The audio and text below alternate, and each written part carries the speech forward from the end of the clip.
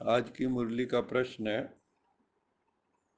राजधानी का मालिक और प्रजा में साहूकार किस आधार पे बनते हैं। सतयुग में कौन तो राजधानी के मालिक बनते हैं? राजा महाराजा, क्योंकि सतयुग में तो महाराजा महारानी कहलाते हैं। सतयुग में राजा रानी, राजा राम बोलते हैं, द्वारकाधीश बोलते हैं। तो बाबा कहते हैं राजधानी का मालिक कौन बनेगा और प्रजा में भी साहूकार कौन बनेगा। प्रजा तो बहुत बनेगी, 9 लाख, लेकिन प्रजा में भी साहूकार अथवा रॉयल प्रजा कौन बनेंगे? प्रश्न है। उत्तर है, राजधानी का मालिक बनने के लिए क्या क्या करना पड़ेगा। सबसे पहली जो जरूरत है, रिक्वायरमेंट है, वो है कि ये जो पढ़ाई है इसको शिद्दत से पढ़ना है। जैसे बच्चे जो 95%, 99% लेके आते हैं या IAS में फर्स्ट आते हैं ना, civil services, state civil services में फर्स्ट आते हैं, तो बड़ी शिद्दत से पढ़ते हैं, दिल लगा के पढ़ते हैं। जो पढ़ते हैं उसको बुद्धि में भी रखते हैं। केवल पढ़ने से भी कल्याण नहीं है। अगर आपने बुद्धि में धारण नहीं किया है ना, वहाँ जाओगे तो आपकी बुद्धि का ही टेस्ट हो रहा है भी आपने कितना रिटेन किया, रिटेंशन टेस्ट हो रहा है। बाबा कहते ये जो मैं पढ़ाई पढ़ा रहा हूँ, ये सारे कल्प में ऐसी पढ़ाई मिलती नहीं है। सारे कल्प में तो झूठ चलता है, द्वापर कलयुग में इतने नहीं तो आप बताओ, एक ही सच जो है, मान लो कहना सत्य, जैसे आपका मकान नंबर फलाना है, 10 लोग लिखेंगे, क्या लिखेंगे? वही लिखेंगे या बदल देंगे? आपका एड्रेस वही लिखेंगे। अब इतने ग्रंथ, सबकी धारणाएं अलग अलग, फिर जातियों में बांट दिए, ये ब्राह्मण, ये क्षत्रिय, ये वैश्य, ये शूद्र, है ना। तो और उसमें फिर मनुष्य मनुष्य में भी अंतर कर दिया, फिर उनके साथ व्यवहार भी है वैसा करते हैं।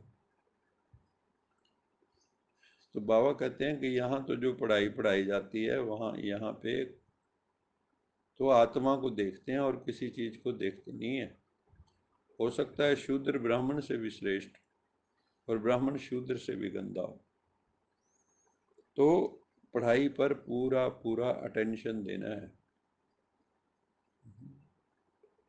ये सोच के पढ़ना है कि भगवान पढ़ा रहे, शिव बाबा स्वयं पढ़ा रहे।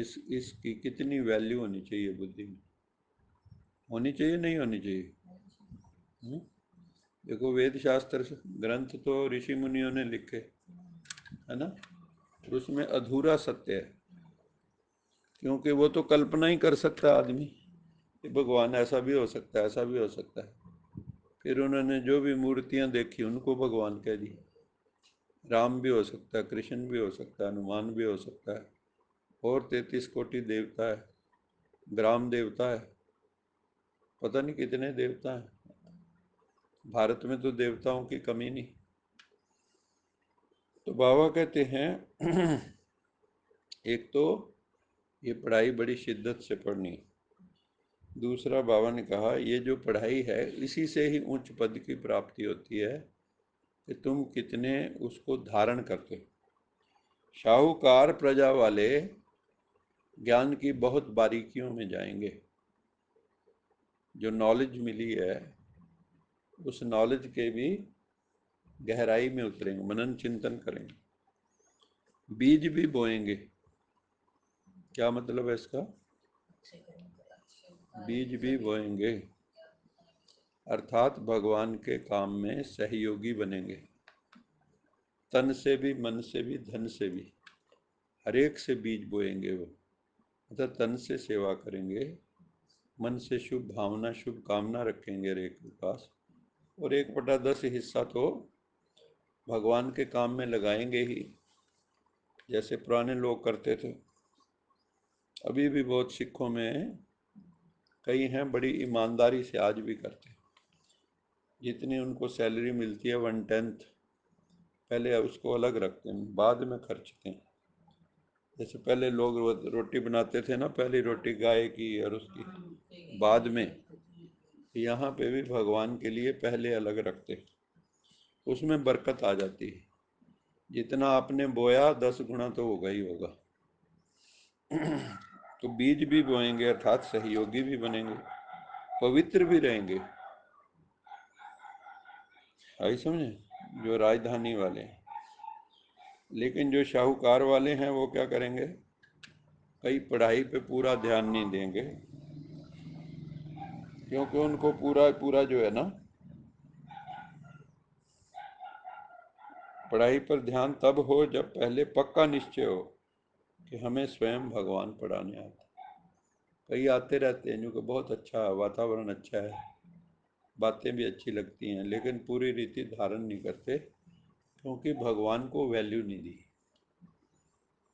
आप सोच के देखा करो कभी ना, बैठे एकांत में, हम लोग ना कई बार सोचते हैं चलते फिरते उठते बैठते, अरे कितनी बड़ी घटना घटी इस धरती के ऊपर, साक्षात ईश्वर हम सबको गाइड कर रहा है, गॉड इज माई गाइड।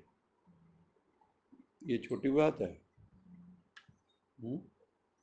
लोग तो कहीं और काउंसलिंग कराते हैं, हमारा काउंसलर तो शिव बाबा है।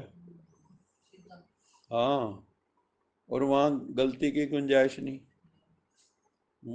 रॉन्ग की वहाँ गुंजाइश ही नहीं है, क्योंकि वो तो है ही सत्यम शिवम सुंदरम सच्चिदानंद स्वरूप सत श्री काल मूर्त, तो झूठ तो बोल ही नहीं सकता वो। तो बाबा कहते हैं जो शाहूकार बनते हैं वो पढ़ाई पे पूरा ध्यान नहीं देते, हालांकि सहयोग देते हैं। जैसे पूरा कई बार जो है कई पवित्र नहीं रह पाते, लेकिन बाबा ने कहा ये पवित्र भी रहते हैं, लेकिन फिर भी निश्चय जो है ना पूरा अगर हो तो पूरे बलि चढ़ जाएं। अगर पूरा निश्चय नहीं तो बाबा का शब्द बड़ा विचित्र है, यहाँ बैठे भी जैसे भुट्टू हैं, भुट्टू। बुद्धू। हाँ, यहाँ बैठे भी जैसे भुट्टू हैं।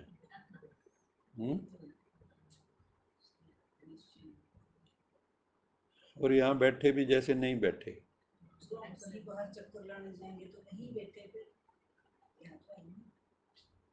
महामूर्ख। अगर निश्चय है तो रेगुलर पढ़ाई पढ़नी चाहिए, नियमित कायदे मुजब। ये पढ़ाई बहुत कायदे से पढ़नी चाहिए, क्योंकि कायदे में ही फायदा है। तो कायदे से चलेंगे तो हमें भगवान ऊपर ले जाए। कायदा मैंने विधि, विधि ठीक होगी तो सिद्धि जरूर मिलेगी।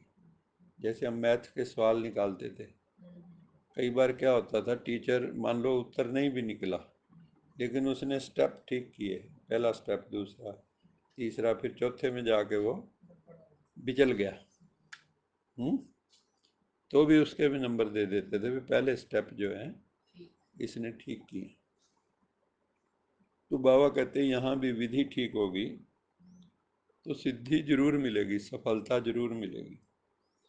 अगर निश्चय है तो रेगुलर पढ़ना चाहिए और इस ज्ञान योग को जीवन में धारण करना चाहिए।